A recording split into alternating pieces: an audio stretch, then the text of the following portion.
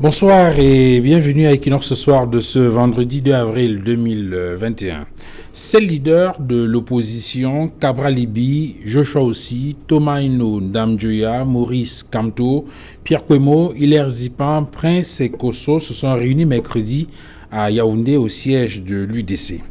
Au terme de cette rencontre, ils ont rendu public un communiqué dans lequel ils indiquent qu'ils ont décidé de travailler ensemble dans un cadre républicain inclusif avec toutes les parties prenantes du jeu démocratique afin de mettre en place un système électoral nouveau ou amendé pour la stabilité et la prospérité de notre pays.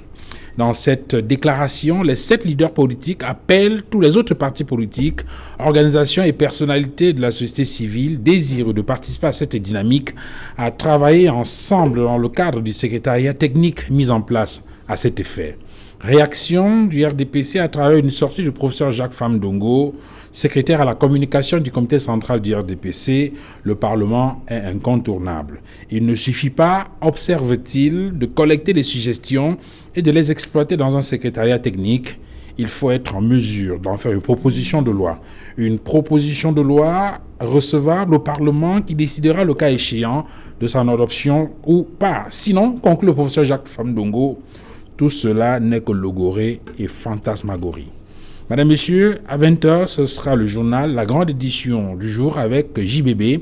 Derrière le journal de Julien Berthe Bissaï, ce sera la deuxième partie d'Equinox Soir, le débrief. Mais tout de suite, le fait du jour.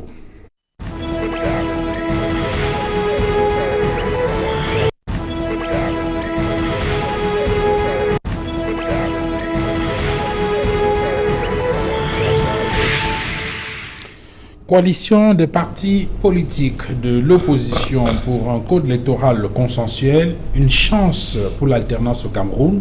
Pour en parler sur le plateau d'Equinox ce soir, ce vendredi, Cyril Sambaka, bonsoir. Bonsoir Duval, bonsoir à tous les téléspectateurs. Ça fait un bon bout de temps que je ne suis pas passé chez vous. Je suis très content d'être là ce soir. Merci d'être venu sur ce plateau. Vous êtes militant politique, j'allais dire que vous êtes un vieux briscard dans l'espace politique camerounais. Vous êt aujourd'hui à l'AFP, l'Alliance des forces progressistes. Tout à fait. Merci d'être venu à vous également. Maître Simon-Serge Kakak, bonsoir. Bonsoir Duval Fangwa, bonsoir à tous les copanélistes.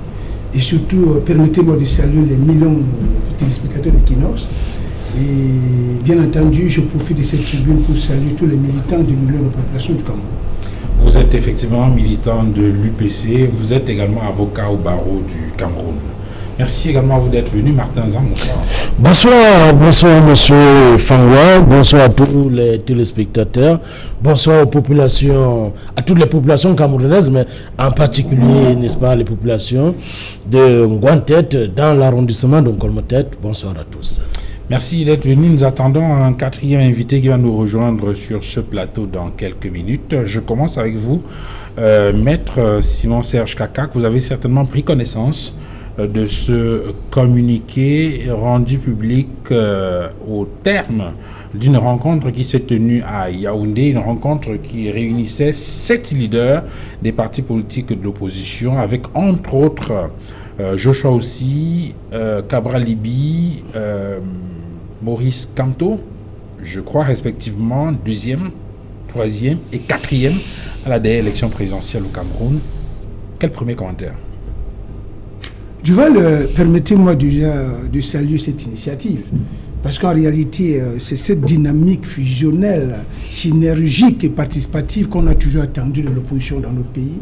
Parce que, en fait, nous savons que l'environnement électoral est organisé de manière à ce que si l'opposition ne travaille pas de manière synergique et fusionnelle, on ne peut pas bousculer, j'allais dire, la machine RDPC. C'est la première chose. Et la deuxième chose que je tiens à faire observer ici, c'est que, effectivement, lorsque l'opposition travaille de cette façon-là, il y a une forte probabilité d'impulser une dynamique d'alternance politique. Parce qu'en réalité, nous autres qui sommes de l'opposition aujourd'hui, notre objectif a toujours été de parvenir à mettre en place une alternance politique au Cameroun. Pas une transition politique, parce qu'en fait, il faut que les gens comprennent très bien, il y a une grande différence. Donc, de votre point de vue, cette démarche qui est en train d'être mise en mouvement là, devrait en principe déboucher sur une alternance. Le principal enjeu donc. Oui, en fait, c'est un élément, c'est déjà un très bon début, parce qu'en fait, vous savez que pour parvenir à un changement de système,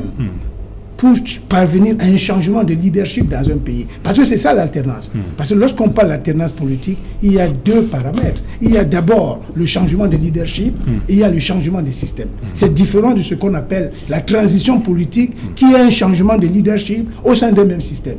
Aujourd'hui, nous travaillons pour qu'il y ait une alternance politique.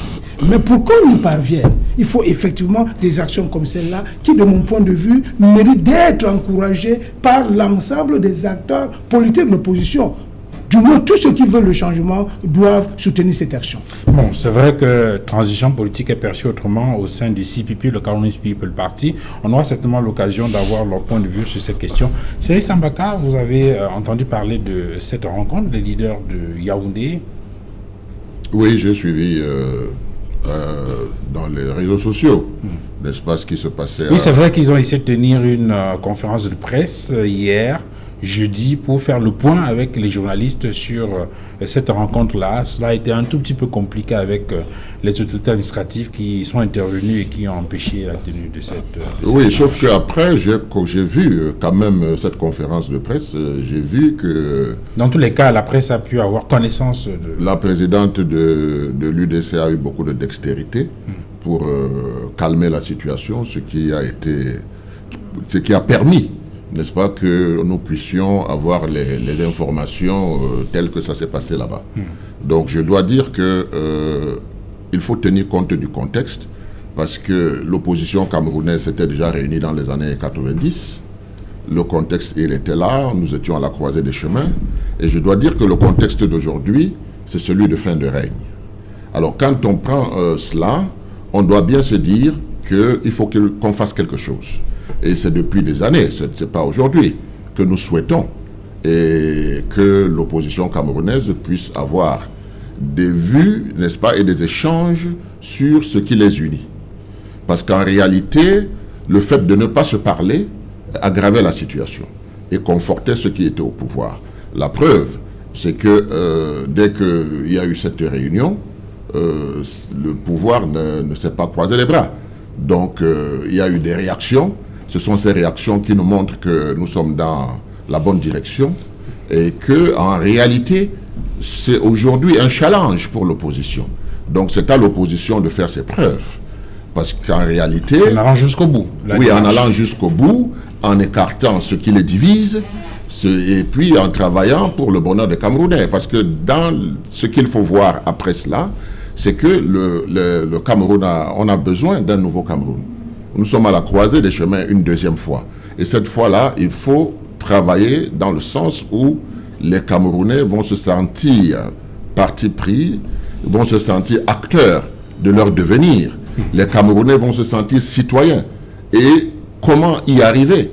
C'est donc un bon début qui va permettre, n'est-ce pas, que le cercle, je l'espère, puisse s'agrandir, n'est-ce pas, et qu'on mette de côté ce qui nous divise. Parce que là est encore le piège, n'est-ce pas, qui va nous amener, et je pense qu'au cours de cette émission, oui, on reviendra sur cela, parce que l'opposition n'a jamais su accepter, n'est-ce pas, ses erreurs. Il faut que, pour avoir une dynamique qui gagne, il faut savoir où on a fait l'erreur, sinon on serait au pouvoir. Ok. Martin Zan, vous avez entendu parler de cette rencontre, de ce communiqué. Effectivement. On voit bien que ça a provoqué une panique au sein du RDPC. On le voit avec la réaction du secrétaire national à la communication du comité central du RDPC. Oui, ce n'est aucune panique. C'est qu'en réalité, il est secrétaire à la communication. Et lorsqu'il se passe quelque chose sur le plan politique, le professeur Famdongo, qui est chargé de la communication, se doit de communiquer. Qu'est-ce qu'il faut retenir de cette sortie du professeur le professeur Jacques Parce que lorsqu'il dit que tout doit se passer au Parlement, on a envie de répondre que c'est affirmatif. C'est parce que l'opposition a, n'est-ce pas, jeté la politique dans la rue, dans les beignetariats, dans les haricotariats. C'est là-bas que ça se discute. L'opposition ne comprend pas que la politique se discute dans des instances de représentation, comme, n'est-ce pas, l'Assemblée nationale. C'est là-bas que ça va se jouer, comme le professeur Famdongo l'a su dire. Mais Martin, mais dire que ça se joue à l'Assemblée nationale, qu'il faut en faire une proposition de loi. Effectivement. Et que cela soit adopté ou pas, c'est de la palissade. Tout le monde sait que c'est au Parlement que les lois... Sauf que dans ce groupe de 7 se sont précipités et dit qu'ils sont présidents élus alors qu'ils n'ont jamais été élus par la population camerounaise. Et sont même allés jusqu'au Conseil constitutionnel pour brandir cette prétendue... Qu'est-ce qu'il faut retenir de la sortie du professeur? Ce que je dois retenir de la sortie du professeur Jacques Famdongo, c'est qu'en réalité, il fait ce qu'on appelle l'éveil des rangs du RDPC. Il remet tous les militants en éveil parce que c'est un combat continu, ça ne s'arrête pas. C'est pas parce qu'on a, n'est-ce pas, une grande proportion de députés, de sénateurs et de représentations sur toute l'étendue du territoire qu'on va, n'est-ce pas, dormir sur notre laurier. La politique est un débat sans cesse rebondissant. Donc c'est pourquoi le professeur Famdongo non seulement sort pour, n'est-ce pas, dire aux autres, attention, ce n'est pas dans la rue, parce qu'il a même cité dans ce texte, c'est pas dans la rue que ça va se faire, c'est plutôt dans des instances comme quoi l'Assemblée nationale et le Sénat. C'est pour ça aussi que le professeur Maurice Kamto avait fait une erreur politique. Il ne fallait, n'est-ce pas pratiquer la politique de la chaise vide. Parce que maintenant, il a besoin de ses élus. Il a besoin, n'est-ce pas, des députés. Il a besoin de sénateurs. Mais pourquoi vous zoomez sur le professeur? Pourquoi vous zoomez sur le professeur? Je peux zoomer. Ils sont 7 leaders politiques. Je peux zoomer sur Dame Dioya qui, n'est-ce pas, n'a pas une assise politique. Lorsqu'on regarde sur le plan national, n'est que fixé sur son nom natal. C'est une petite représentativité locale. Je peux prendre le cas du PCRN. Je loue, n'est-ce pas, les efforts de M. Cabral Libi Lingenge, qui est très fort, mais ce parti est encore trop jeune pour, n'est-ce pas, se mesurer à la mastodonte, à la machine RDPC. Je loue aussi l'exploit du SDF. Bien qu'il y ait un petit jeu, déjà cela ne me regarde pas, ça concerne pas le RDPC. Monsieur Jossa aussi était là, mais ce parti est affaibli, ce parti est faible. Ce n'est plus le SDF qu'on connaissait. Donc, de votre point de vue, ces leaders qui sont réunis là... C'est une rencontre moribonde qui ne peut pas faire face à l'adversité, n'est-ce pas, de la machine RDPC. Alors, parce que nous sommes prêts. Alors, Maître Simon-Serge Kakak, au-delà de cette sortie du professeur Jacques Famdongo, peut-être que vous pouvez commenter rapidement, quelles sont les chances de l'opposition, de cette opposition-là, pour obtenir un code électoral consensuel? Bon, je vais, avant de répondre à votre question, permettez-moi de commencer par là où le président Sambaka a chuté tout à l'heure. Lorsqu'il a dit en fait que le principal enjeu aujourd'hui, c'est la construction d'un nouveau Cameroun. Nous sommes là en fait pour construire un nouveau Cameroun. C'est ça qui est plus important aujourd'hui. Quand on parle d'un nouveau Cameroun, c'est un Cameroun plus démocratique. C'est un Cameroun où le Camerounais se sent dans la posture d'un citoyen et non dans la posture d'un sujet. Parce que, effectivement, lorsqu'on parle du jeu politique au Cameroun, on regarde tout de suite le code électoral, qui n'est pas de nature à favoriser l'émergence d'une démocratie. Vous comprenez? C'est pour ça, justement, et je comprends la fragilité du parti au pouvoir. Lorsqu'on parle du code électoral, la réaction est tout de suite, j'allais dire, démesurée. Parce que tout le monde sait que tout le problème politique du Cameroun se trouve au niveau du code électoral, donc des règles du jeu électoral.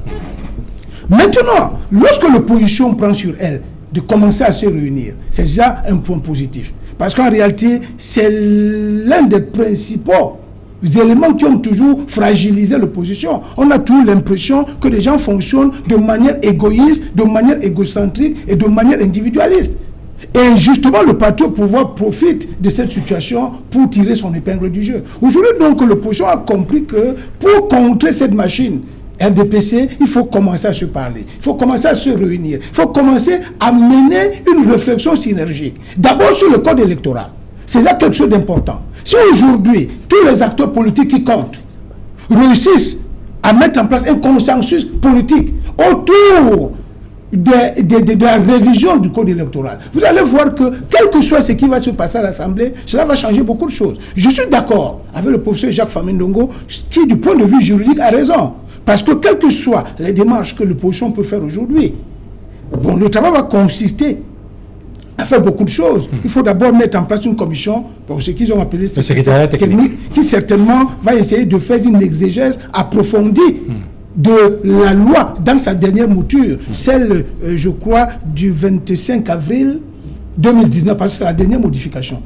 C'est-à-dire, je vois la loi numéro 2019/005 du 25 avril 2019 qui modifiait et complétait certaines dispositions de 2012. Donc ça, c'est très important. Maintenant, il faut donc mettre en place une commission qui va d'abord faire l'exégèse, voir par exemple les dispositions qu'il faut retoucher, de manière à les rendre plus démocratiques, de manière à les rendre plus, j'allais dire, à même de permettre au Cameroun d'émerger sur le plan politique. Alors, maintenant donc, après cette étape, il faudrait que maintenant tous les acteurs qui se retrouvent au sein de cette commission, j'allais dire, trouvent une espèce de consensus.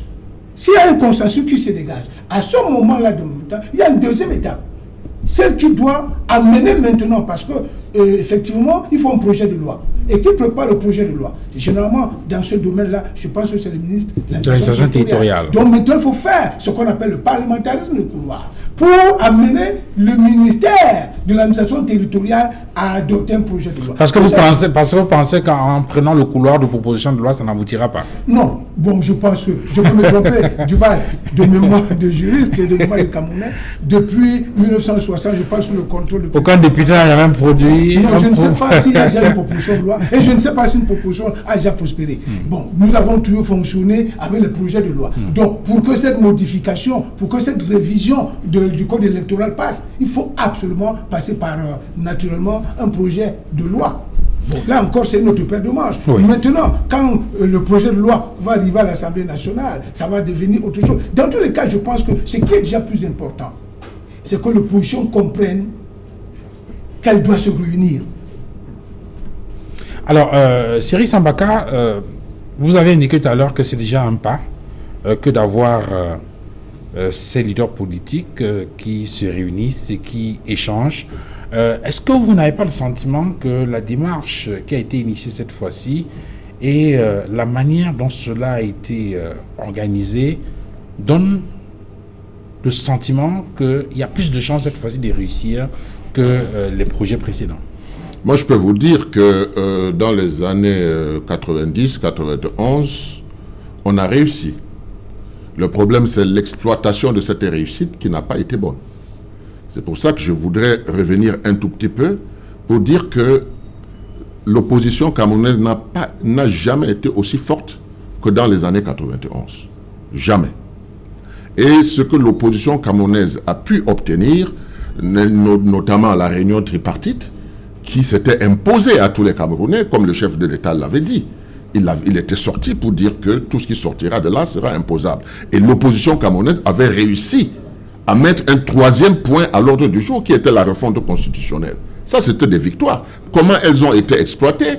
C'est ça la question. C'est pour cette raison que je vous dis que, aussi vrai, il y a un espoir qui renaît, aussi vrai, il faudrait analyser les erreurs du passé pour ne plus les commettre. Parce qu'en 91, tout le monde n'était pas là. Aujourd'hui, le cercle de l'opposition s'est agrandi, quand bien même on doit reconnaître que l'UNDP était dans l'opposition. Mais ces erreurs-là, c'est quoi exactement? Les erreurs qui se sont passées dans l'opposition, je dois dire que c'est déjà en 92, après les élections présidentielles, le SDF, qui était le parti leader, avait estimé que les autres partis qu'il avait soutenus devaient se fondre dans le SDF ou disparaître. Ça, c'était la première erreur. Et ça, le SDF ne l'a jamais reconnu. La deuxième, c'était en 2004, au moment où, pendant 2 ans, l'opposition camerounaise s'est réunie, a fait un programme commun, a mis en place une possibilité de transition de 3 ans pour mettre à plat les institutions et mettre, du moins, pour mettre en route le nouveau Cameroun. C'est là où il y a eu la notion du nouveau Cameroun, c'est là où il y a eu la notion d'équipe. Tout cela s'est fait, mais à la dernière minute, le SDF, le candidat du SDF s'est détaché de là pour poser sa candidature. Alors que le feu Dr Adamou Ndamjoya avait été sollicité pour cette transition-là. Donc ça, c'est encore une autre erreur. Si nous ne parlons pas de ça, si nous ne reconnaissons pas nos erreurs, il est difficile qu'on prospère. parce que nous gagnerions à analyser nos erreurs pour ne plus commettre ce genre d'erreurs. D'où la nécessité donc, en 2011, du pacte républicain. Le pacte républicain, il y a eu un G7, je peux vous le dire parce que le docteur Adamou Ndamdioya m'avait demandé de suivre cela. Donc nous avons fait les tours, nous avons travaillé, et à la finale, il n'y a eu que 2 partis qui ont signé le pacte républicain, l'UDC et l'AFP. Vous comprenez? Donc, à partir de ce moment-là, tout a volé encore en éclats. Si nous ne mettons pas ça sur la table, si nous n'analysons pas cela pour voir nos erreurs, j'ai peur que nous ne parvions. Mais, en même temps, je reconnais qu'il y a une pression de la population et nous avons le devoir de nous mettre en phase avec cette population qui regarde, qui n'est certain de rien, qui doute. Mais cette population, l'espoir commence à naître. Moi, en venant ici, je ne vous pas vous dire depuis hier combien de messages j'ai reçus, que pourquoi on ne t'a pas vu à Yaoundé, il faut renforcer cette affaire, il faut que nous on en a marre, etc., etc. Ce sont les populations nous regardent. Donc, à partir de ce moment-là, il faut favoriser, n'est-ce pas, ce qui nous unit. Ce qui nous unit, ça peut commencer donc par le code électoral. Le problème de l'Assemblée, ça va être voté ici, ce n'est pas ça le problème. Le problème, c'est que le pouvoir en place n'est jamais resté serein quand les leaders de l'opposition s'alignent comme ça pour revendiquer quelque chose. Et je pense que c'est vers ça qu'il faut aller, parce que nous avons besoin d'un nouveau Cameroun. Je dis honnêtement, depuis les indépendances, on a fait ce qu'on a pu. Aujourd'hui, les Camerounais sont suffisamment matures, sont suffisamment mûrs pour penser un Cameroun authentique. Et je pense que ça, nous avons quelqu'un sur le plateau qui est de l'UPC. Je dois dire que les Oumiobe, au sein des Afana, n'ont pas exercé le pouvoir. Mais pourquoi on parle d'eux aujourd'hui? On parle d'eux parce que c'est des gens qui ont travaillé pour les populations. Donc les partis politiques doivent s'inscrire là-dedans. L'objectif, c'est d'avoir un peuple émancipé. Martin Zan, au finish de votre point de vue, vous avez écouté Sambaka qui revient sur les raisons de l'échec de l'opposition depuis 1992. Bon, c'est vrai qu'il y a des éléments là-dedans qui peuvent être discutables, mais de votre point de vue, Maître K tout à l'heure a insisté sur le fait qu'en réalité, le véritable problème, l'autre problème, c'est le RDPC qui ne veut pas jouer franc jeu. Le RDPC a toujours joué franc jeu. Le RDPC a toujours tout fait pour avoir des élus à l'Assemblée nationale dans toutes les instances. Parce que lorsqu'on parcourt la correspondance du professeur Jacques Famnongo, le sentiment qu'on a, c'est que c'est une initiative qui voit l'échec, parce que lorsqu'il parle du RDPC qui contrôle le Parlement et qu'il estime que c'est au Parlement que cela doit se passer, c'est une façon de dire que c'est du temps perdu. C'est du temps perdu, puisque nous n'avons même pas vu hier, n'est-ce pas, le leader de l'opposition camerounaise qui est Bello Bouba Magari avec l'UNDP. Nous sommes dans une démocratie représentative. C'est lui qui a le plus d'élus. Après le RDPC, c'est le leader, c'est Bello Bouba Magari qui n'était pas là. Nous n'avons pas vu le parti de Issa Chiroma Bakari. Nous n'avons pas vu un certain nombre de partis qui ont des représentants. Mais s'ils n'ont pas de représentants, comment l'opposition pourra, n'est-ce pas, vaincre la mastodonte de RDPC? Martin Zan, je me dis, lorsqu'on parcourt la liste de ces 7 leaders politiques qui ont signé la déclaration du 31 mars à Yaoundé, il y a le 2e, le 3e et le 4e à l'élection présidentielle 2018. Sauf que le 2e n'a pas d'élu, n'a pas de représentant. Professeur Maurice Kamto n'a rien, que dalle. Donc, dans tous les cas, il ne peut pas, s'agissant, n'est-ce pas, de la modification, n'est-ce pas, du code électoral, il ne pourra donner que des idées. Il n'a pas personne pour défendre ses idées, ou alors pour faire voter, n'est-ce pas, la loi concernant, n'est-ce pas, le code électoral. Avec l'UNDP dans cette coalition, ça aurait eu plus de chance? Peut-être, mais pas, parce que le RDPC à lui seul a plus de 2 tiers des députés. Mais ça ne vous étonne pas que l'UNDP ne soit pas là? Ça ne vous étonne pas non plus? Non, ça ne nous étonne pas, puisque l'UNDP est dans sa politique. L'UNDP il fait partie de la majorité présidentielle. Affirmatif. C'est un allié du RDPC.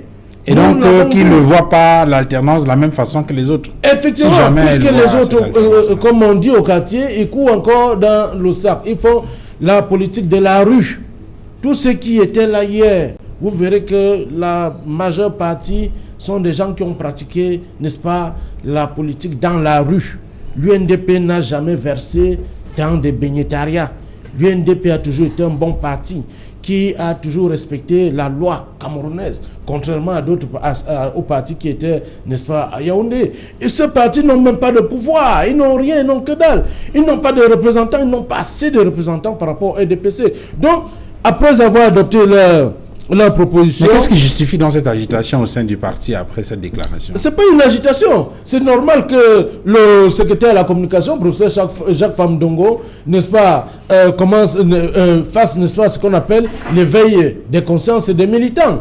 Et non seulement il y a ça d'un côté, de l'autre côté, il indique. Vous voyez, parce qu'on sait déjà que l'opposition camerounaise, c'est l'immaturité politique. L'opposition camerounaise se caractérise par l'immaturité politique. Il dit, il montre le chemin, que voilà, le chemin, c'est l'Assemblée nationale. N'allez pas dans la rue, n'allez pas dans les baignetariats où on fait des entretiens de bas étage, n'allez pas dans des bouilletariats. N'est-ce pas? C'est la quatrième fois où vous parlez de baignetariat. Voilà, c'est juste, j'insiste sur... Alors, Maître Simon Serge Kakak, quelles sont les précautions que cette coalition devra prendre dans ce projet pour avoir des chances de réussite, d'aboutissement? Bon, Duval, avant de répondre à cette question, permettez-moi de m'indigner un peu face au développement de mon copanéliste, M. Martin Zan, qui est quand même un Camerounais sérieux et qui est invité sur un plateau très sérieux. Parce que ce qu'on appelle Equinox Soir aujourd'hui, c'est devenu une doctrine, c'est devenu une tribune que tous les Camerounais suivent. Il faut que les gens soient sérieux quand on vient ici. Je pense que M. Zan ne peut pas nous amener dans les querelles des chiffonniers. Nous sommes là en train de commenter une actualité qui intéresse tous les Camerounais. Parce que tous les Camerounais savent aujourd'hui que si ce pays a des problèmes, c'est parce que les règles du jeu politique sont totalement bâclées au profit d'un parti politique qui ne sert plus les Camerounais depuis belle lurette. Il faut que les gens le sachent.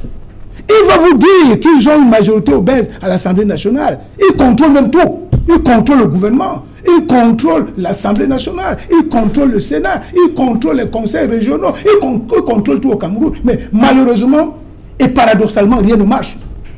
Cela devrait les amener à se poser des questions. Mais nous contrôlons tout, pourquoi rien ne marche? Ça veut dire que c'est nous qui sommes le problème. Donc le problème est le suivant. Nous saluons, nous disons que l'initiative qui a été prise hier par les leaders, certains leaders de l'opposition, c'est une initiative à saluer. Et d'ailleurs, tous les Camerounais saluent cette initiative. Parce que c'est de là que le salut des Camerounais viendra. Maintenant, quelle est la posture, quelle est la thérapie à adopter pour que cette initiative produise les résultats escomptés? Il faut continuer à penser que pour changer aujourd'hui au Cameroun, il faut cesser d'être individualiste. Il faut cesser d'être égoïste. Il faut cesser d'être égocentrique. Tout à l'heure, le président Sambaka a essayé de nous lister les erreurs, même si je ne suis pas entièrement d'accord avec la liste qu'il a faite, mais je pense quand même qu'il n'y a pas de vérité dans ce qu'il a dit. En 92, tout le monde savait que le SDF avait, j'allais dire, la posture de leader de l'opposition, était le parti leader. Ça, c'est la vérité. Bon, maintenant, est-ce que le chairman à l'époque a compris qu'il fallait faire avec les autres pour impulser une dynamique de changement? Je pense que non. Et lui, il s'est dit que non, étant leader, tous les autres devaient se mettre derrière lui. Ça, c'est une posture essentiellement individuelle. Il n'a pas fait une analyse objective de la situation. Et cette posture a continué. Chaque fois qu'on a parlé de 92... Mais sauf que lorsqu'on parle de 92, très souvent, l'élément qui revient pour justifier l'échec, ce n'était pas tant cette posture individualiste du chairman, mais davantage... je veux dire quoi, le retournement entre griffes des résultats par la Cour suprême, puisque on estime que l'Union pour le changement, qui formait cette coalition, qui présentait ce candidat-là, avait remporté, du moins pour l'opposition, avait remporté l'élection présidentielle. Oui, bon, ça c'est une autre raison. Vous savez, il y en a d'autres, il y a beaucoup de raisons. Ça c'est une raison. Mais toujours est-il que depuis 92, l'opposition n'a jamais fonctionné de manière unitaire, de manière fusionnelle. Les gens ont toujours fonctionné de manière individuelle. Par contre, le cas 2004 qu'il a évoqué, oui, le cas 2004 pouvait prospérer, mais sauf que là également, le chairman, qui se considérait toujours comme le leader de l'opposition, n'avait pas accepté qu'on dise que le candidat de l'opposition, c'est le docteur Dam Dioya. Il ne l'a pas accepté. Quelle était la raison qu'il avançait? C'était que non, c'est moi le leader. Si M. Dam Dioya s'il y a quelque chose à faire, M. Dam Dioya doit se mettre derrière moi. Et moi, je ne peux pas me mettre devant un candidat qui n'est pas le leader de l'opposition. En fait, voilà la posture. Mais c'est ça qui a fragilisé une fois encore le G7. Donc, en 2011. Moi, je dis que même cette fois-ci, je pense que tout le monde a compris que nous avons, j'allais dire, un seul adversaire et un même adversaire. Il faut tout faire pour vaincre le RDPC. Si tout le monde se met dans cette posture, et que si tout le monde joue sur les données objectives pour faire fonctionner cette initiative, je suis sûr que cette initiative va prospérer. Mais si les gens viennent encore là avec les égos surdimensionnés, en pensant que oui, moi j'ai tel nombre d'élus à l'Assemblée, donc celui qui n'a pas l'élu doit absolument se mettre derrière moi, je suis convaincu que ça ne va pas marcher. Donc pour moi, pour chuter, il faut que ces leaders qui ont pris cette initiative, que tous les Camerounais ont salué, fassent preuve d'humilité, fassent preuve d'honnêteté politique et surtout fassent preuve de leadership tourné vers l'intérêt général. Pas le leadership tourné vers les intérêts égoïstes et égocentriques. Parce que tant que nous allons continuer à fonctionner de cette manière, j'ai la conviction que cette initiative ne va pas prospérer. Sri Sambaka, il y a quelque chose quand même qui a retenu l'attention des uns et des autres. Cette rencontre s'est tenue le 31 mars. Et aucune information n'a fuité. Au point où même les journaux qui ont fait le compte rendu, je veux dire les quotidiens, ont paru le lendemain, n'en ont pas parlé parce qu'il n'y a aucune information. Il a fallu que le 1er mars, non le 1er avril, que ces leaders se retrouvent au siège de l'UDC pour essayer d'en parler, pour que les gens réalisent que la veille, il y a eu une rencontre entre les leaders politiques de l'opposition. Est-ce que cette discrétion ne montre pas que cette fois-ci, on a affaire à des gens qui ont compris les enjeux et qui doivent mettre en place une stratégie, je veux dire, beaucoup plus discrète pour obtenir des résultats nettement plus probants. Oui, je suis parfaitement d'accord avec vous, d'autant plus que ce que les populations attendent, c'est un nouveau signal. Un signal des gens qui peuvent mettre de côté leur ego et puis travailler ensemble. Maintenant, le problème, c'est que quand on veut organiser quelque chose comme celui-là, on ne va pas le chanter. Les concertations sûrement ont dû avoir lieu. Et à la suite de ces concertations, les différents leaders ou les différents partis ont compris la nécessité de se mettre ensemble pour implémenter quelque chose qui puisse redonner espoir aux populations. Parce que la vérité, c'est cela. On ne peut pas échapper au fait que nous sommes 28 millions de Camerounais et il n'y a pas plus de 3,5 millions qui votent. Parce que la masse critique entre en jeu. Maintenant, l'opposition camerounaise sait que pour se mettre ensemble et pour drainer toute l'opposition, la société civile et autres, il faut un programme qui montre que la solidarité est née. Et que les gens ne sont plus en train de travailler, je suis devant, les autres derrière, mais que les gens sont ensemble, c'est-à-dire l'esprit d'équipe. Autrement dit, cette initiative qui est prise par ces leaders politiques de l'opposition, par exemple avec cette déclaration, peut provoquer un déclic même au niveau de l'inscription sur les listes électorales. Mais l'objectif, c'est d'abord cela, vous comprenez ? Parce que celui qui ne comprend pas comment ça se passe... Parce qu'on a très souvent entendu des Camerounais ne pas aller s'inscrire en indiquant qu'ils ont affaire à des gens qui ne sont pas sérieux. Non, il y a beaucoup de paramètres qui rentrent. C'est le lieu de saluer Anne Féconde qui avait initié quelque chose pour les cartes nationales d'identité. Les Camerounais ont envie du changement. Les Camerounais ont envie du changement. Nous ne respirons pas. Tous les jours, ils nous le disent. Et il faut qu'on les mette en confiance. Comment les mettre en confiance ? Commencez par nous montrer que, au niveau de l'opposition, vous pouvez vous entendre sur des choses qui sont importantes pour le pays. Ça a démarré. Et vous avez vu tout de suite que la réaction a été tout de suite, parce que si le pouvoir craint quelque chose, c'est bien cela. Il faut le savoir. Le pouvoir a toujours aimé la bipolarisation politique au Cameroun. Et c'est pour cette raison qu'il y a eu dégringolade. La bipolarisation que nous avons connue entre le RDPC et le SDF n'a pas profité au SDF. Donc, ça a commencé à baisser. Le MRC est arrivé, on a voulu encore mettre la bipolarisation. La bipolarisation a ce titre de mauvais que le parti au pouvoir a déjà son parti, à l'administration, à la police, à la gendarmerie, à tout ce que vous savez. Et ça, contre un parti, ça le fragilise. Parce qu'on va frapper dessus dans tous les sens. On va y mettre la corruption dans tous les sens. Et on n'aura qu'un seul élocuteur. La bipolarisation est néfaste pour le Cameroun. Chaque fois qu'on a eu une avancée, c'est quand l'opposition s'est mise en rang serré. Et qu'on a vu plusieurs leaders sur la ligne de front. Mais quand on laisse un seul leader sur la ligne de front, le pouvoir se frotte les mains. Parce qu'il va frapper dedans. Ça, je peux vous le dire, parce que c'est ça l'expérience. Il faut donc qu'on analyse tout cela. C'est pour ça que je dis, nous ne prospérerons que quand on va analyser et quand on va dégager nos erreurs pour pouvoir voir les méthodes de travail qu'il faut utiliser, ce qu'il faut dire, ce qu'il ne faut pas dire, comment avancer, mais avec pour objectif de rassurer les populations que le changement arrive.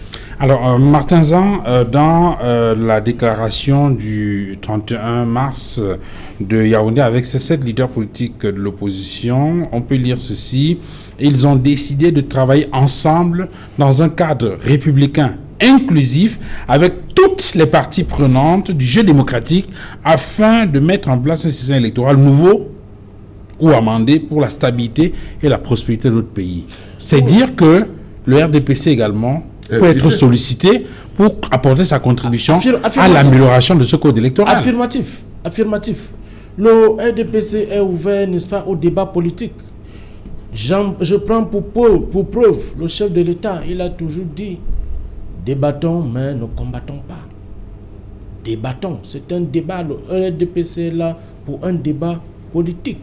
Le RDPC apportera aussi ses modifications et cela sera pris en compte par les députés et les sénateurs. On pourrait donc attendre que le RDPC sollicite ce secrétariat technique qui a été mis en place pour apporter ses suggestions et ses contributions pour l'amélioration de ce code électoral. Pourra, n'est-ce pas, faire arriver ces sollicitations au niveau de l'Assemblée nationale. N'a pas besoin d'aller au secrétariat technique. Non, ça c'est... Pourquoi pas? Non, ça ne peut pas se faire comme ça. Et pourquoi pas? Non. Et déjà même, ceux qui se sont réunis vont déjà bientôt se disloquer. Vous savez que chacun a son... chaque parti a une assise tribale. Lorsqu'on prend l'UDC, nous savons que le fief c'est le Noun. Est-ce que les Bamoun, pour dire ça comme ça, accepteront ce fait? Mais Martin, analysons la pertinence. Analysons la pertinence de cette démarche-là, notamment ce qu'on peut considérer comme le contenu. Est-ce que vous, RDPC, vous n'avez pas le sentiment qu'il y a dans ce code électoral des choses qu'il faut améliorer?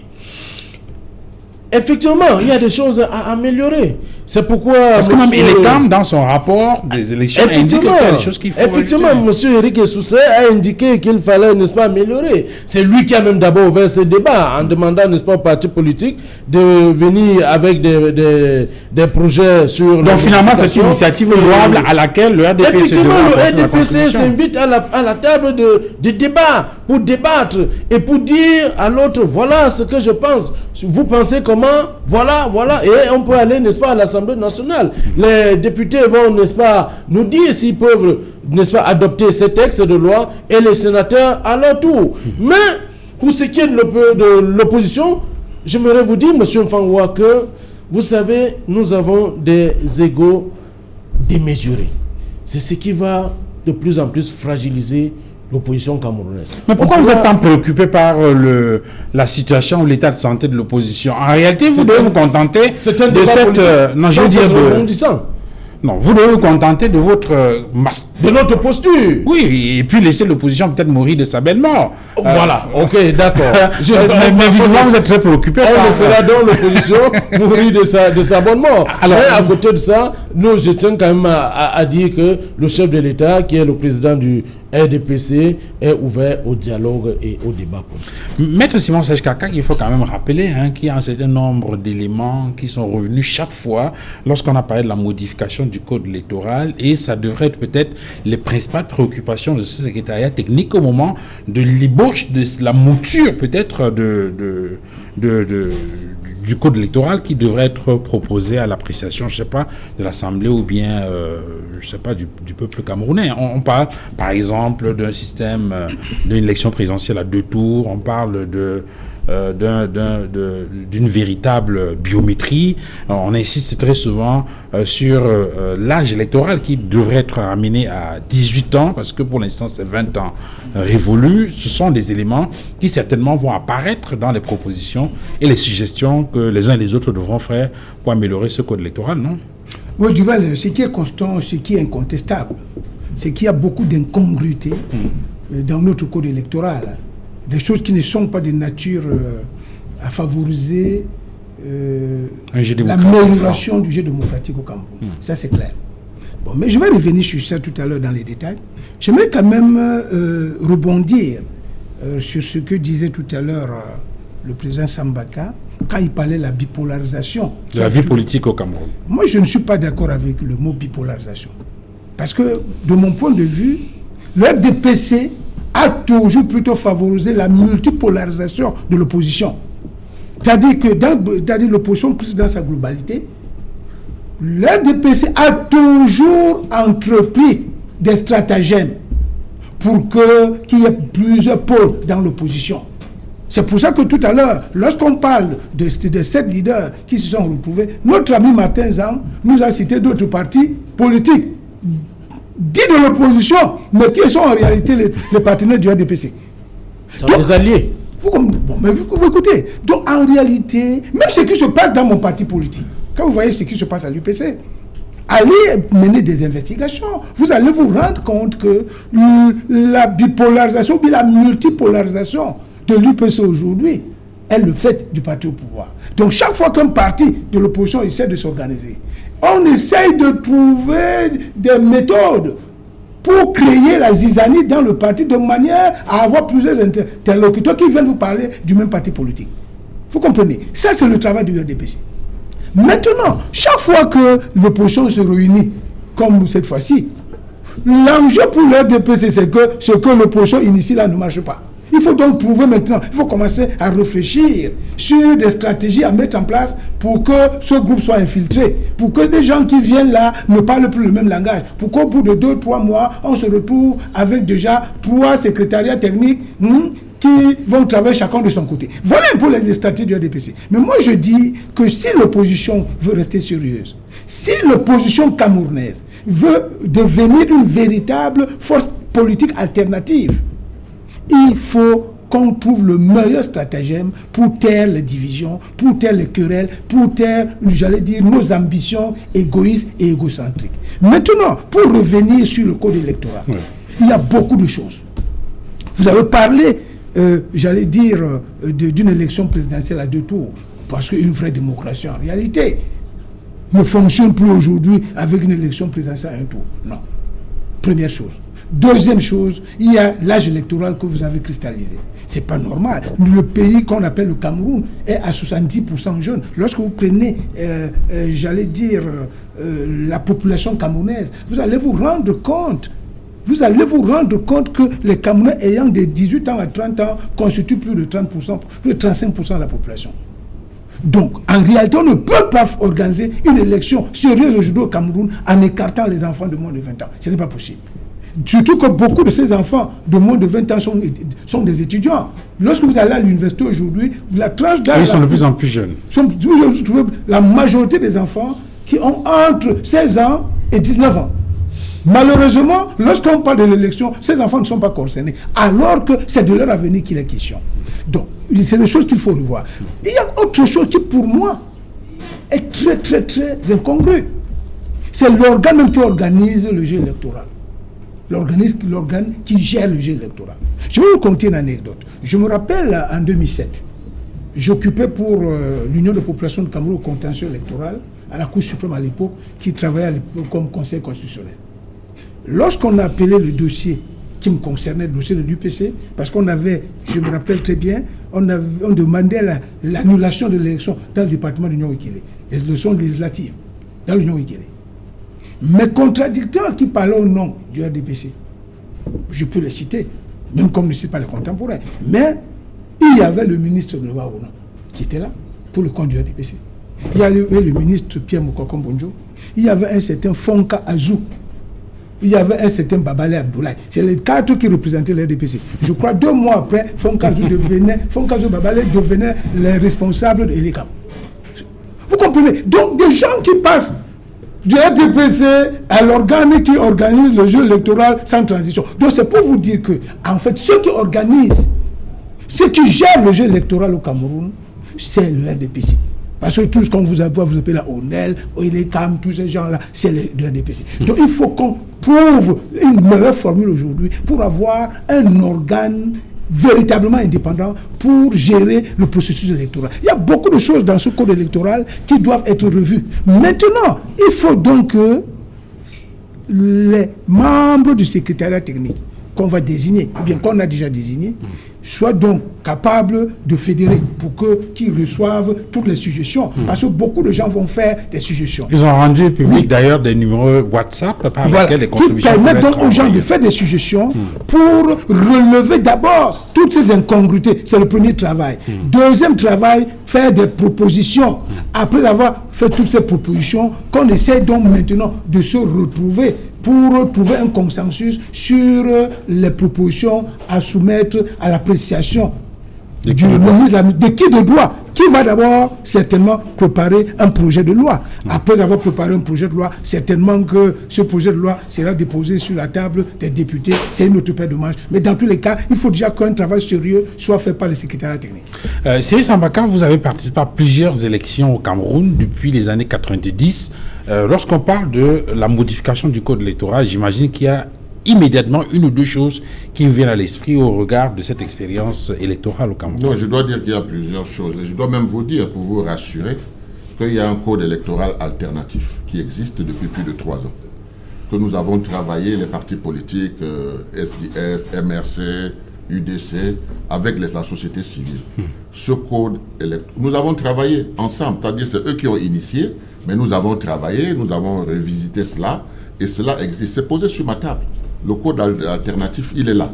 Ça va être posé sur cette table-là. Je crois que ça va aider. Parce que les fraudes se sont sophistiquées entre-temps. Il faut donc revisiter tout cela, mettre ça d'actualité, prévoir même l'avenir. Parce que, voyez-vous, les techniques, elles évoluent.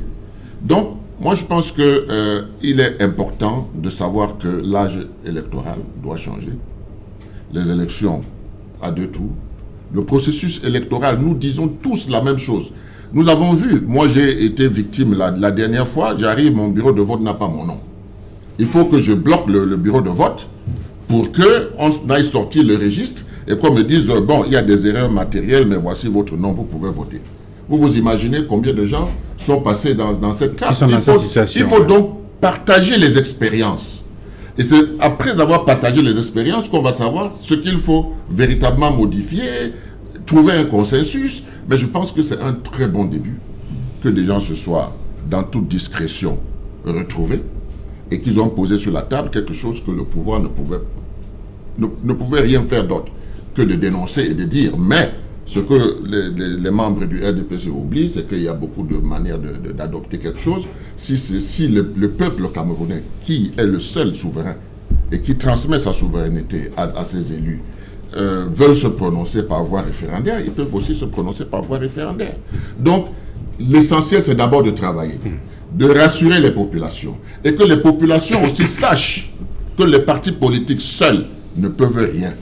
Il faut que les populations se transforment en de véritables citoyens qui connaissent leurs droits, leurs devoirs, qui votent, qui contrôlent et qui sanctionnent. Donc quand on va arriver à la masse critique, on va se rendre compte qu'avec les expériences, moi je le dis parce que je sors de l'UDC, je sais comment ça se contrôle les votes là-bas. Ouais. Hein? Ce sont des expériences qu'il faut partager, hein? Qui vont permettre, parce que notre ami du RDPC était en train de dire que ce sont des partis ethniques. Mais figurez-vous que si les partis ethniques se retrouvent ensemble, ça fait le Cameroun. Il faut le savoir. Ça fait le Cameroun. Et à ce moment-là, le parti au pouvoir est en difficulté. Face à un parti qui a une assise nationale. Je pense que l'assise nationale est de fait, c'est-à-dire qu'il confond les fonctionnaires. Artificiel comme le nombre d'élus. Ce sont des élus qui nous font comprendre l'assise nationale artificielle. C'est parce que nous sommes assis. Nous avons des élus. Nous avons des représentants. Je vais vous dire. Martin Zansur, oui, allez-y. Monsieur Sambaka, il va falloir, vous avez dit que si, n'est-ce pas, le RDPC ne comprend pas qu'on peut, n'est-ce pas, passer par une voie électorale pour changer le code électoral. Par le Parlement, nous pouvons, n'est-ce pas, il y a aussi la voie référendaire. Mais j'aimerais indiquer, parce qu'en réalité, le peuple, un homme politique a réussi, n'est-ce pas, à mettre la politique dans la rue. Et je mets donc aussi en garde, disant que voilà la loi numéro 2006, barre 07 du 12 juillet 2000, la loi numéro 2016, barre 07 du 12 juillet 2016, portant code pénal, qui réprime, n'est-ce pas, la révolution dans son article 114 et n'est-ce pas la rébellion dans son article 157. C'est pour dire quoi? Comme pour dire oui, nous pourrons, il y a la voie référendaire qui peut être, n'est-ce pas, admise, mais pas ces actes, parce que les populations finiront par confondre. Oui, on n'a pas eu la voie référendaire, c'est précisé par la Constitution aussi. Finiront, n'est-ce pas, par insérer ceci, et ce sera un no man's land. Je voulais dire une seule chose, très rapidement, Maître Gérard Kakak. Maître Simon Serge. Excuse-moi. C'était mon notaire. Il se repose. Voilà. Donc, je voulais te dire, je voulais dire tout simplement que le problème de la bipolarisation, nous allons en parler en off. Parce que, en réalité, cette histoire de bipolarisation vient toujours après les élections présidentielles. Or, nous avons compris aujourd'hui qu'on ne gagne pas un pays seulement avec les élections présidentielles. On gagne un pays avec le peuple. Et le peuple est représenté valablement dans nos communes. Alors, peut-être avant de redonner la parole à Maître Kakak, alors, on nous signale que nous devons retrouver le journal de 20h. Nous allons donc retrouver Julienne Berthe Bissaï pour le journal de 20h dans quelques minutes, en tout cas derrière la réclame.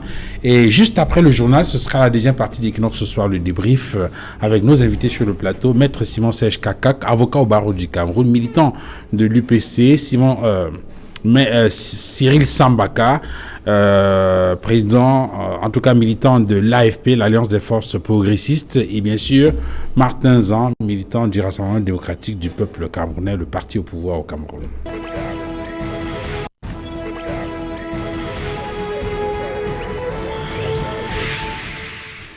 Retour sur le plateau d'Equinox ce soir avec nos invités Cyril Sambaka de l'AFP, Maître Simon Serge Kakak de l'UPC et Martin Zan du Rassemblement démocratique du peuple camerounais, le parti au pouvoir.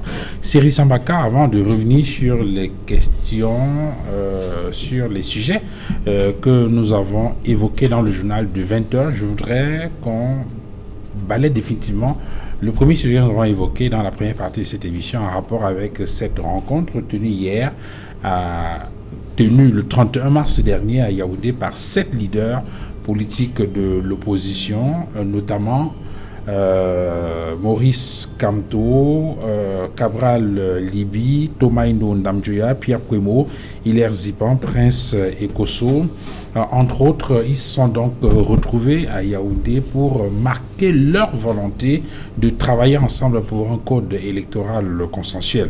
Alors, vous indiquez tout à l'heure dans la première partie de l'émission que c'est déjà une bonne chose d'avoir initié cela. Il faut aller plus loin en travaillant sur les erreurs du passé. Tout à fait. Et je pense que c'est ce que le peuple attend. Vous savez, le peuple, il est là, il observe, il critique et il espère Il espère, parce que, voyez-vous, on venait de voir des sujets qu'on a évoqués au journal, l'électricité, l'eau et tout cela. C'est du basique. 60 ans après les indépendances, nous en sommes là. Et ça pose un problème. Le problème de décentralisation, la guerre au Nozo, tout ça, je crois que c'est un début. Parce que, en réalité, ces leaders qui ont pris sur eux d'initier cette affaire doivent absolument réussir. Et les égos ne sont pas permis. Il faut donc que tous, là où on les attend, là où on attend l'opposition camerounaise, que l'opposition camerounaise sache contourner cette montagne qui est la générosité. C'est-à-dire le fait de ne pas être égoïste et de penser qu'à soi. Il faut maintenant que les lieutenants de chaque parti politique, les militants de chaque parti politique, sachent que si on ne va pas dans cette voie et qu'on ne s'entende pas, qu'on mette de côté toutes ces choses, on ne réussira pas. Parce que les militants, en général, ils se voient ministres, ils se voient ceci, ils se voient cela. Non, il faut que le problème Cameroun soit résolu. Et il faut qu'on s'entende sur une chose. Nous voulons un nouveau Cameroun. Nous avons l'expérience de 60 ans d'indépendance. Nous savons ce qui a marché, ce qui n'a pas marché. Nous devons bâtir un autre Cameroun et surtout, intégrer les historiens, les ethnologues, les anthropologues et autres pour savoir d'où nous venons et où est-ce que nous voulons aller. Parce que l'homme politique, lui seul, n'a pas la science infuse. Il ne peut pas tout arranger. Il y a des spécialistes de la science sociale qui doivent être là pour accompagner tout cela parce que nous avons besoin d'une authenticité, d'une identité propre à nous. Aujourd'hui, nous avons connu pas mal de choses, les guerres, etc., sur la base de la colonisation, de la néocolonisation. Maintenant, qu'est-ce que nous faisons pour qu'il y ait un nouveau Cameroun, un nouveau départ, où tous les fils du Cameroun s'entendent et où, n'est-ce pas, comme disait le docteur Damoun Damdjoya, un Cameroun par nous tous, pour nous tous. C'est de ça qu'il s'agit aujourd'hui, dont les égos à côté, et le peuple est là, il regarde, il a envie de s'impliquer, il a envie d'avoir confiance, et c'est aux hommes politiques de les amener à cette confiance-là. Maître Simon Skakak, peut-être une dernière contribution sur le sujet avant qu'on évolue sur les questions qui ont été évoquées dans le courant du journal de 20h en rapport avec ce sujet. Oui, en fait, ce que je vais simplement dire, c'est que je suis entièrement d'accord avec le président Sambaka, parce qu'en fait, l'initiative qui a été prise par l'opposition doit être une initiative qui est condamnée à réussir.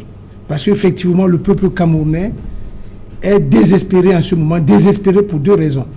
Première raison, la défaillance de l'équipe qui est au pouvoir, qui est incapable de leur donner, j'allais dire, le minimum existentiel.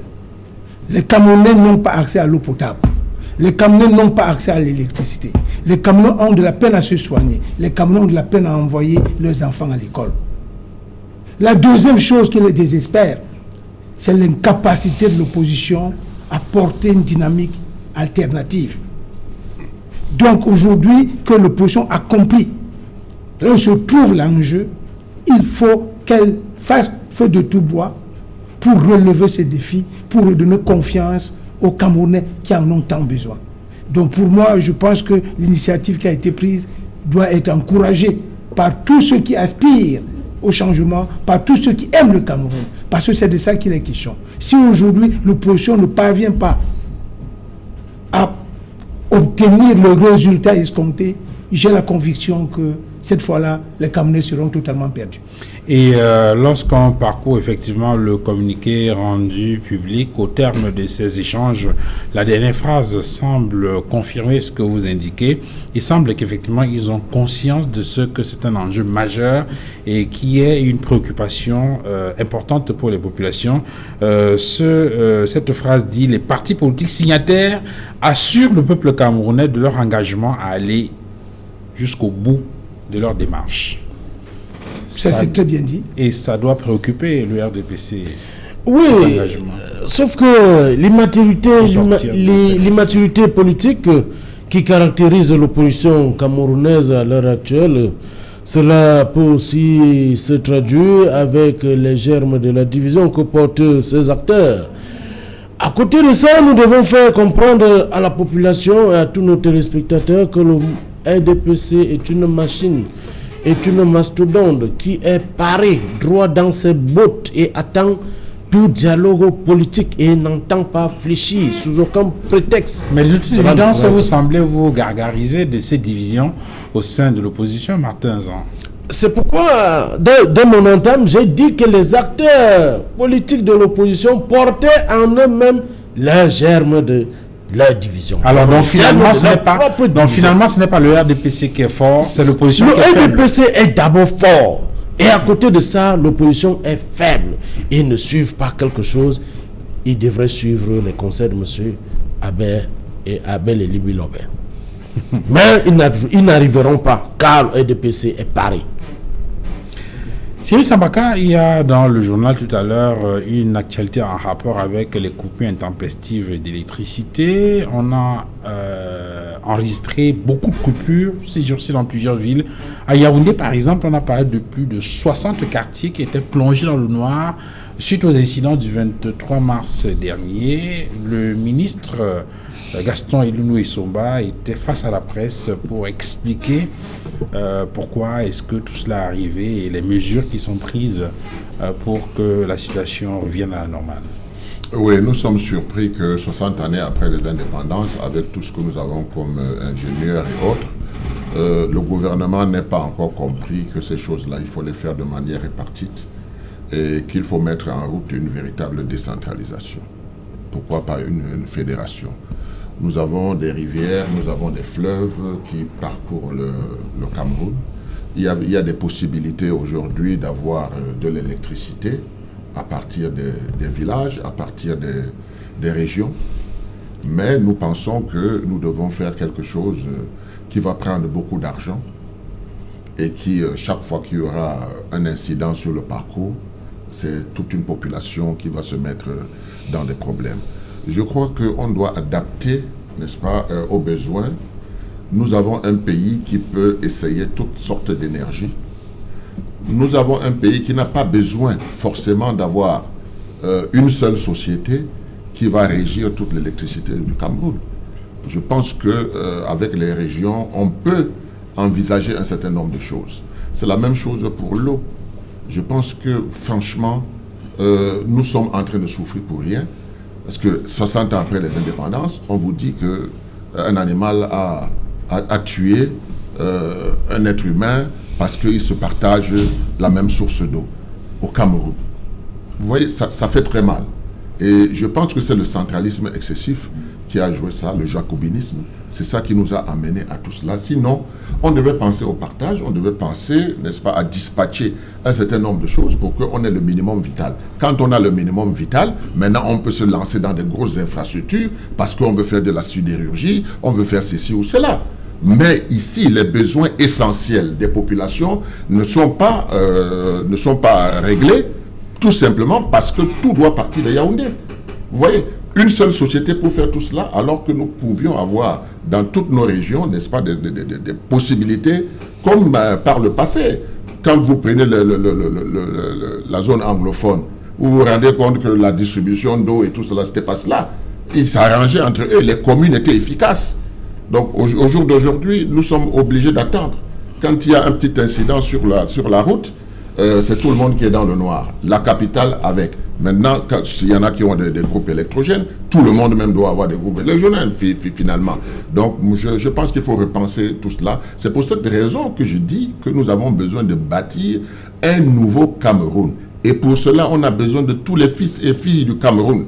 Nous avons besoin de nos sociologues, ethnologues, anthropologues, historiens, tout cela, nous devons le faire. On ne peut pas abandonner le pays entre les mains des politiques, tout simplement. Les politiques ont besoin de tout cela. Ce sont des supports d'éclairage pour que nos populations aussi puissent savoir que nous sommes devenus nous-mêmes, nous avons cette authenticité, la solidarité doit prévaloir, etc., etc. On a besoin de tout cela pour bâtir ce nouveau Cameroun. Maître Simon Selkakak, le ministre Gaston Elunou Essomba donne des injonctions aux entreprises Eneo, Sonatrel, entre autres, par rapport à la question de la résolution de ces coupures intempestives d'électricité.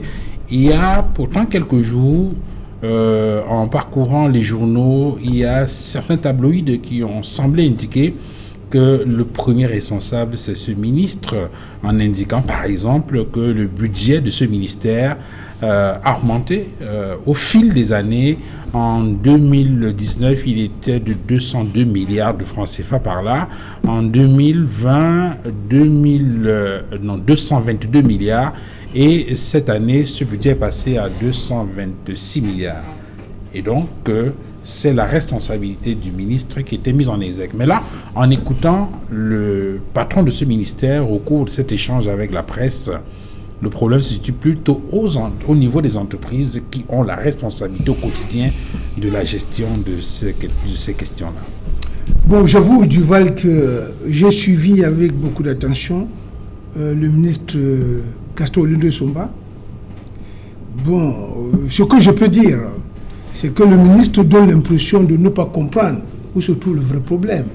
Parce que nous qui suivons, j'allais dire, les activités relevant du secteur de l'énergie électrique au Cameroun, nous savons que la situation que nous connaissons dans ces secteurs aujourd'hui n'est que la conséquence d'une privatisation mal négociée.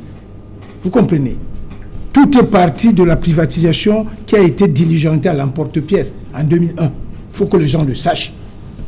Parce que dans aucun pays sérieux, lorsque vous décidez de privatiser les activités d'un secteur aussi névralgique que le secteur de l'énergie électrique, que le secteur de l'eau, il faut faire très attention. C'est pour ça que pour rien au monde, les États sérieux ne privatisent ces activités. Aujourd'hui, on semble vous dire que le problème c'est la Sonatrel, qui est la Société nationale de transport de l'électricité. Mais non, le vrai problème, c'est qu'il y a un problème global qui se pose. Depuis la production, parce que lorsqu'on parle du secteur de l'énergie électrique, il faut que les gens le sachent. C'est un assemblage de beaucoup d'activités. Il y a la production de l'électricité, il y a le transport de l'électricité, il y a la distribution de l'énergie électrique et il y a la vente. C'est pas la même chose. Parce que la vente, c'est quand on vend, en fait, on fournit à l'étranger. La distribution, c'est au niveau national. Maintenant, à côté de ces activités qui sont considérées comme les activités principales, il y a d'autres activités. Par exemple, il faut étendre et entretenir le secteur comme ce qu'on appelle le réseau de production. Il faut étendre et entretenir le réseau de transport. Tout ça, c'est des activités qui coûtent beaucoup d'argent. Mais il se passe qu'en 2001, notre gouvernement a décidé de privatiser en confiant la société à une société américaine qui était en situation de cessation de paiement aux États-Unis, qu'on appelait AS Iroko. C'est de là que les problèmes sont partis. Donc on s'est rendu compte 2 ou 3 ans après que cette société qui était concessionnaire, parce qu'en réalité quand on privatise, c'est très important ici, il faut le relever. Lorsqu'on privatise, il y a 2 formules. Soit vous optez pour la concession, soit vous optez pour l'affermage. Il se passe que pour le secteur de l'eau, on a opté pour l'affermage. Pour le secteur de l'électricité, j'allais dire le secteur du transport ferroviaire, on a opté pour la concession. Quand on dit concession, cela veut dire quoi? Cela veut dire que vous concédez tout. Vous concédez l'outil de production. Vous concédez les transports. Vous concédez la distribution. Alors que dans l'affermage, l'État reste maître de la production. Ce qui est concédé au privé, c'est la distribution. Ce qui s'est passé avec cette terre, c'est pour ça qu'il n'y a pas très longtemps, on vous parlait de Kamwata, qui était en réalité ce qu'on appelle une société de patrimoine, qui représentait l'État dans le secteur de l'eau. Mais c'est cette société qui investissait dans le transport et dans la production.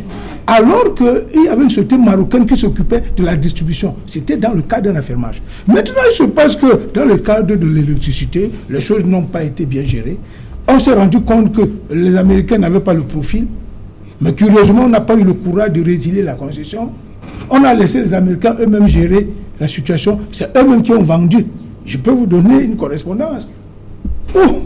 Le patron de AS Iroko demandait au premier ministre du Cameroun, c'est pas celui-là c'est pas celui qui est là maintenant.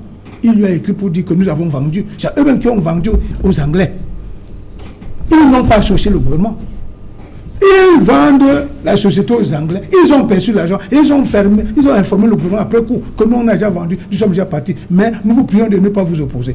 Effectivement, le gouvernement ne s'est pas opposé. Maintenant, la situation arrive donc, même les Anglais qui arrivent, en réalité, n'ont pas le profil d'emploi. Alors, maintenant, avec la situation qui s'est produite, parce que là, au cours de cet échange avec la presse, on a évoqué un certain nombre de choses. On a parlé de cet incident qui est survenu sur le réseau de distribution, sur la ligne de transport de Mangombe à Ouaba, entre autres. On a parlé également des perturbations qui sont intervenues dans le secteur de la distribution de l'eau. C'était, je crois, le 9 mars, entre autres. Et ça a amené le ministre à faire un certain nombre de tournées, notamment dans le Grand Nord, pour mettre un terme à cette affaire. De façon précise, de votre point de vue, qu'est-ce qui peut être fait là? Parce que Cyril Sambaka évoquait tout à l'heure la nécessité d'une vraie décentralisation pour trouver au moins les prémices dans la résolution, les prémices des résolutions de cette question-là. Dans l'immédiat, qu'est-ce qu'il faut faire pour que les populations puissent avoir de l'eau et de l'électricité? On peut prendre certaines mesures périphériques pour essayer, j'allais dire, colmater les brèches. Mais pour moi, ce n'est pas de ça qu'il est question. De mon point de vue, ce qu'il faut faire aujourd'hui, c'est d'organiser les états généraux du secteur de l'énergie pour faire le vrai diagnostic. Parce que sans vrai diagnostic, on ne va jamais trouver la vraie thérapie. Le problème de fond maintenant, c'est qu'il faut qu'on revoie tout le système.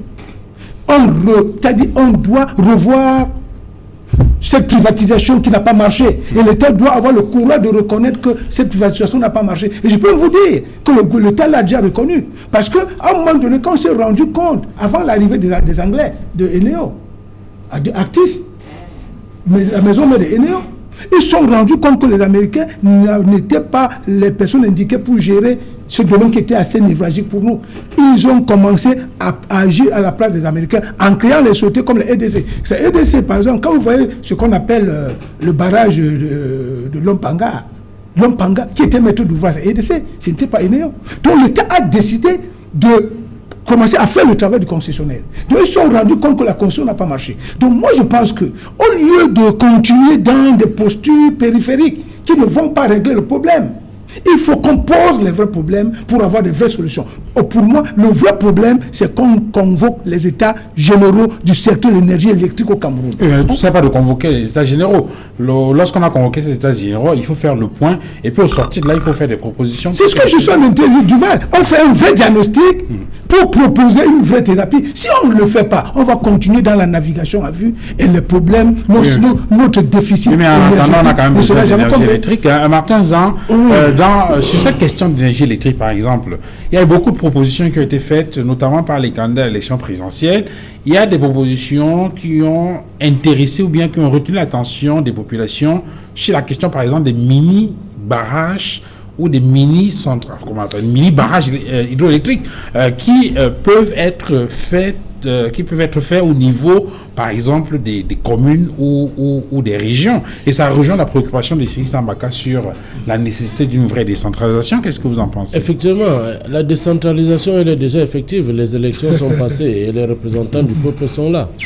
Si on revient donc sur le problème qui nous intéresse, à savoir les propositions qui ont été faites par des personnes. Pour vous, la décentralisation se limite aux élections des conseils régionaux, des conseils municipaux. Ces gens feront du travail.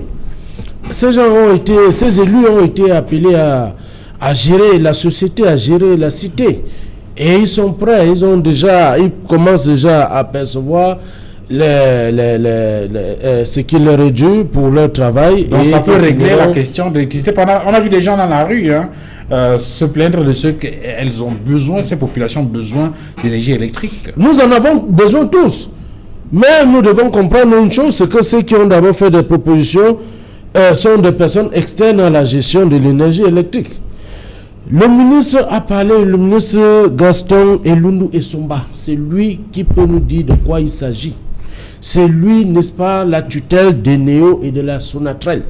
C'est lui qui a déjà il a diligenté une enquête, il a eu toutes les informations possibles et aujourd'hui il veut nous faire comprendre que la Sonatrel et Eneo doivent se mettre au travail. Ça veut dire quoi? Lorsqu'il nous dit ça de manière officielle, il a déjà fait des correspondances à ces deux sociétés de manière exacte où se trouve véritablement le problème et que cette société corrige. Bon, pour continuer, nous allons aussi dire que certains Camerounais ne doivent pas se prendre pour le ministre. Il y a un ministre qui gère. Et il rend compte, n'est-ce pas, au Premier ministre qui rend compte au chef de l'État. Cette situation, avant que le ministre ne vienne, n'est-ce pas, parler de manière officielle, a déjà fait... Vous semblez magnifier ici la toute-puissance et l'autorité du ministre. Il faut rappeler que le ministre actuel de l'énergie et de l'eau, Gaston Elino Essoma, remplace un autre qui s'appelait Basile Atanakuna, oui, qui est aujourd'hui sous le feu de projecteur. Sauf que rien ne lui est reproché jusqu'à présent. Nous sommes là dans le cadre de son travail. Je parle de M. Gaston Elino Essoma. L'autre, on lui reproche quelque chose.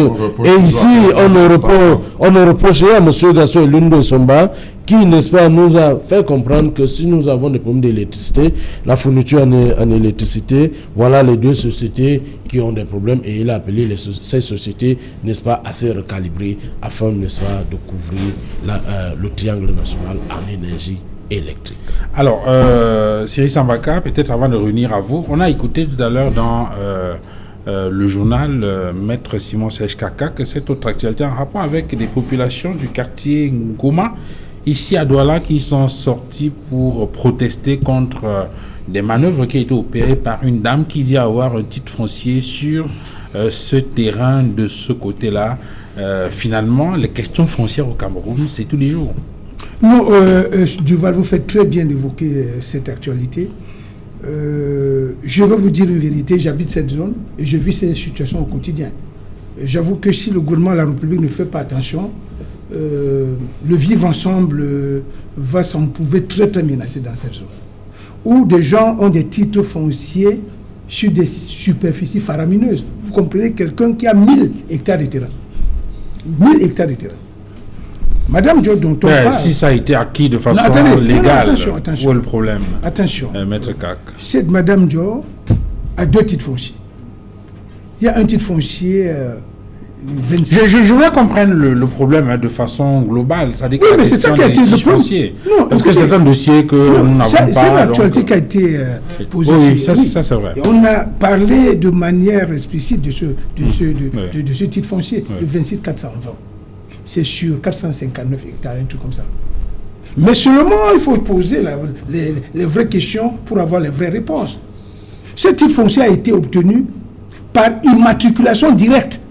Il faut que les gens le sachent, par immatriculation directe. Parce que dans notre contexte juridique, on peut devenir propriétaire d'un terrain de 4 façons. Premièrement, par voie de mutation d'un titre foncier. Deuxièmement, par voie de morcellement d'un titre foncier. Troisièmement, par voie de concession définitive, après avoir obtenu ce qu'on appelle une concession provisoire. Et quatrièmement, par voie d'immatriculation directe. Immatriculation directe veut dire que vous avez mis des espaces en valeur et vous voulez maintenant en devenir propriétaire au sens de la loi. Vous saisissez donc les autorités de l'administration foncière qui vont vous délivrer un titre foncier. Mais la condition ici, c'est qu'on fait descendre une commission consultative qui vient constater l'effectivité de vos mises en valeur. Vous ne pouvez pas obtenir un titre foncier sur les espaces que vous n'avez pas mis en valeur. Mais dans le cas d'espèces, il se passe que le problème qui se pose, et c'est pour ça que les populations se posent. Cette dame a obtenu, en fait, le mari de cette dame a obtenu un titre foncier sur les espaces qui n'ont pas été mis en valeur par le couple Ndion. Mais lorsqu'on écoute les témoignages dans le journal, le problème qui est plutôt mis en relief, c'est que elle a obtenu un titre foncier, mais ce titre foncier ne couvre pas l'espace sur, je veux dire, qui est indiqué. Et donc il y a un problème de chevauchement entre la 3e et la 5e. C'est ce qui a été dit dans le témoignage. Peut-être ça peut se justifier, parce qu'autant que je puisse le savoir, ce titre foncier a été obtenu le 20 juin 1997. Bon, je vais vérifier, mais j'ai l'impression... Dans la 5e n'existait pas encore. Peut-être. On peut être à ce niveau. Mais ce n'est pas là le problème juridique. Le vrai problème juridique dans ce dossier, c'est que c'est un titre foncier qui a été obtenu sur les mises en valeur d'autres Camerounais. Vous ne pouvez pas obtenir un titre foncier par voie d'immatriculation directe sur les mises en valeur d'autres citoyens. C'est ça le vrai problème. Et maintenant, lorsque vous prenez ce titre foncier, parce que là également, les gens se plantent dans ce dossier, parce que, en fait, lorsqu'on parle des questions foncières, le titre foncier vous confère ce qu'on appelle la propriété immobilière. Mais on ne se limite pas simplement au titre foncier. Pour connaître la situation juridique actuelle d'un terrain, on se réfère à ce qu'on appelle le certificat de propriété. C'est pour ça que quand vous achetez un terrain, si vous venez chez monsieur, mon ami, c'est pas moi, monsieur Zang, pour acheter un terrain, monsieur Zang vous dit je suis propriétaire du terrain. Je vais vous vendre 100 mètres carrés sur mon titre foncier. Il va vous présenter d'abord son titre foncier. Maintenant, en citoyen averti, vous devez prendre le temps d'aller à la conservation foncière pour qu'on vous délivre un certificat de propriété qui vous informe sur la situation juridique actuelle du terrain. Okay. Or, dans le cas d'espèce, lorsque vous prenez le certificat de propriété, il est clairement dit que ce titre foncier est grévé d'un droit de superficie au profit de plusieurs Camerounais. En tout cas, c'est un sujet sur lequel on dit ceci. Vous comprenez très bien. Donc, je dis ceci, Duval, je souhaiterais qu'on revienne. C'est une question qui me tient à cœur, les questions foncières. Parce que j'estime pour ma part, Duval, c'est par là que je vais chuter, que si l'administration, si le gouvernement ne saisit pas le taureau par les cornes, en gérant les questions foncières dans les règles de l'art, c'est par là que ce pays va se trouver déstabilisé. Mais à ce moment-là, il faut donc interroger l'État, le gouvernement dans le processus de délivrance des titres fonciers, puisque lorsqu'on parle avec cette dame, effectivement, elle indique qu'elle a un document qui lui donne effectivement le droit sur cet espace-là. On aura peut-être l'occasion de revenir sur cette question. Merci, messieurs, d'être venus sur ce plateau. Martin Zan, merci d'être venu. Merci. Vous êtes militant du RDBC. Merci à vous également, Maître Simon Sèche-Kaka, avocat au barreau du Cameroun et militant de l'UPC. Merci également d'être venu, Cyril Sambaka. Vous êtes militant de l'AFP et peut-être bientôt une convention de cette formation politique qui devrait vous porter de façon officielle. Hein. J'espère que je ne trahis pas de secret à la tête de l'Alliance des forces progressistes. Merci à vous, madame, monsieur, d'avoir regardé cette autre livraison d'Equinox ce soir de ce vendredi 2 avril 2021 au micro du Val Fangwa. Bonsoir chez vous.